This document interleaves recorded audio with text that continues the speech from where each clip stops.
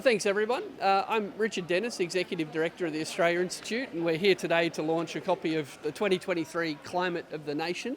I'm joined today by Jenny Dowell, who is the former Mayor of Lismore, Graham Palmer, Dr. Graham Palmer, who's a business owner from Lismore, and of course the Senator for the ACT, David Pocock. We stand here today in a period that the UN Secretary General has described as global boiling.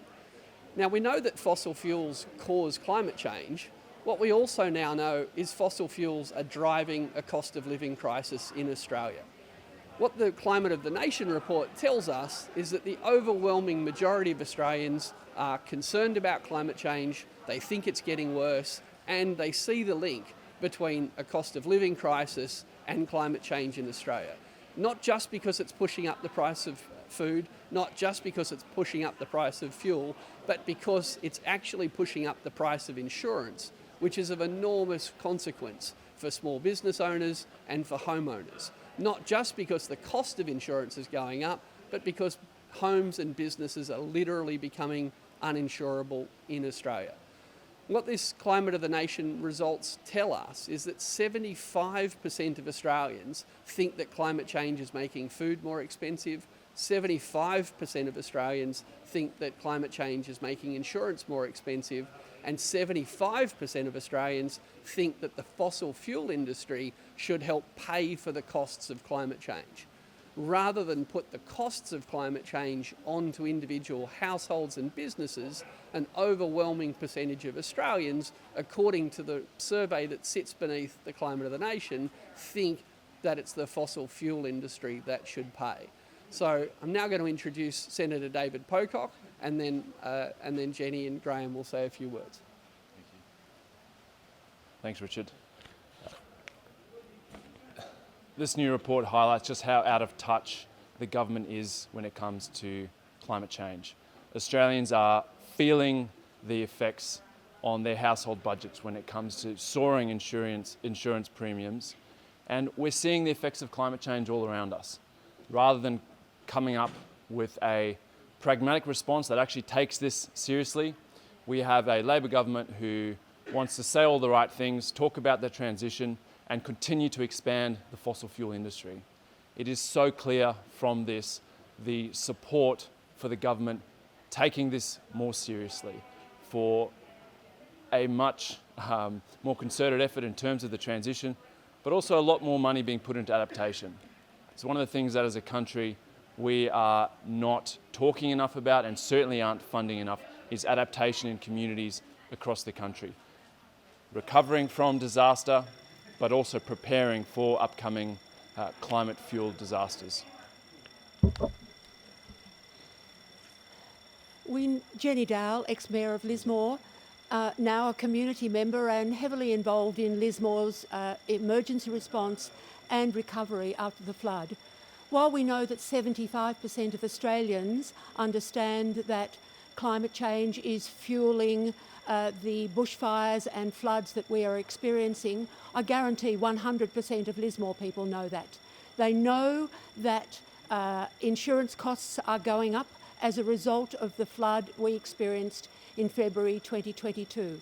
Whether you are directly flooded or not in Lismore, your insurance has gone up.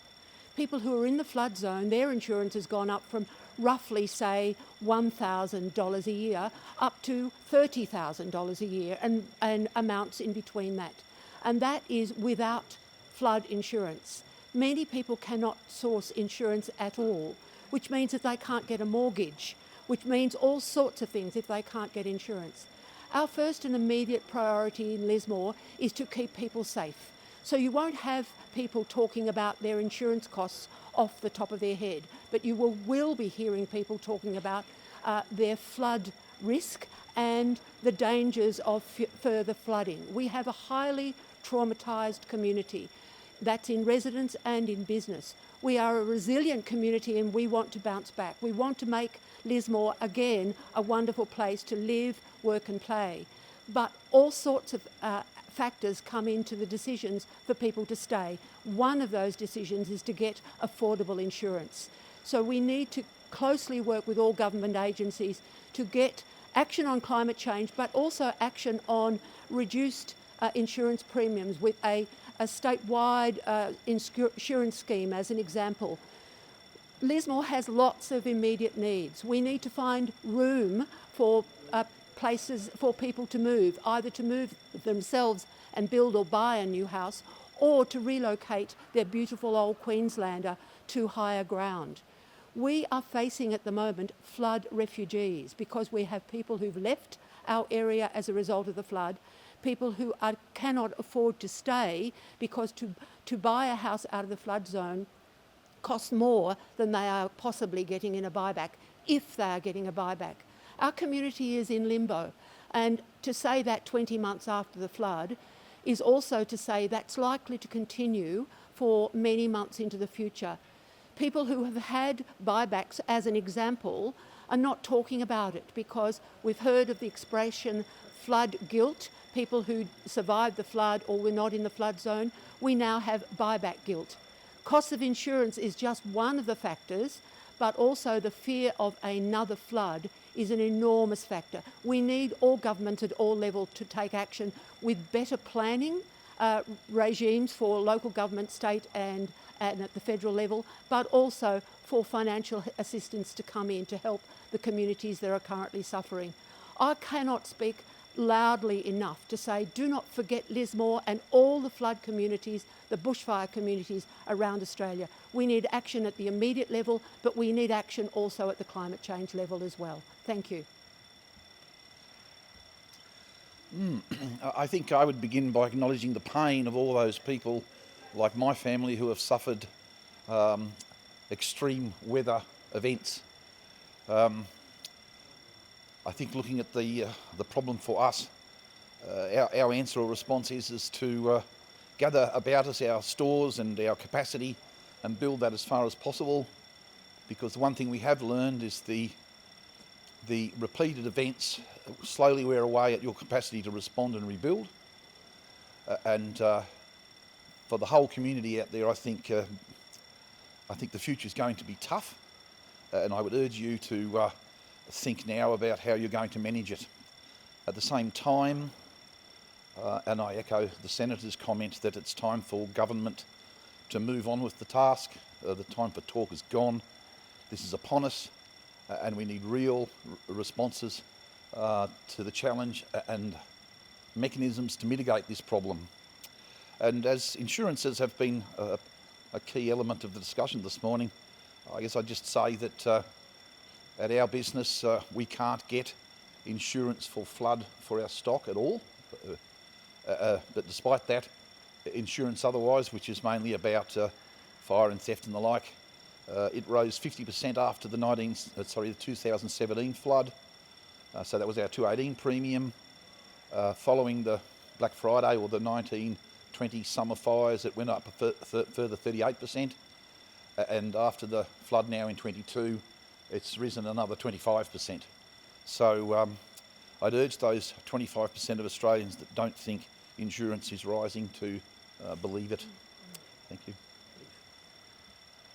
I think we've lost Senator Pocock. Is that right, Fiona? No, that's no problem. Look, let me just, happy to take any questions, and let me just conclude by saying that here we are in Australia at a time where the fossil fuel industry is making record profits, selling fossil fuels at record prices, while people in Lismore are paying record prices for their insurance, if they can even get it at all.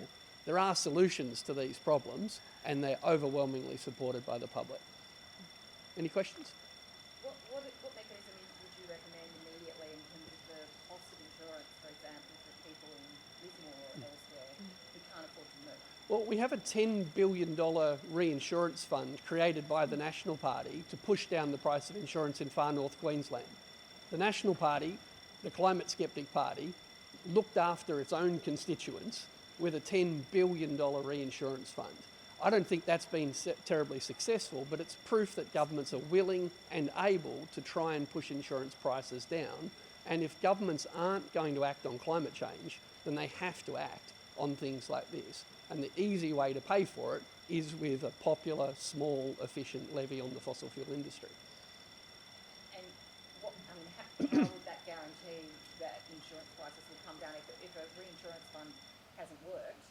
It's a good idea that hasn't worked. Oh, indeed.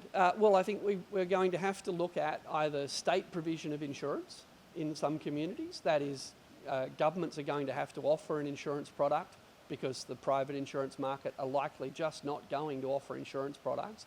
And we're going to have to look at subsidies for insurance in some communities.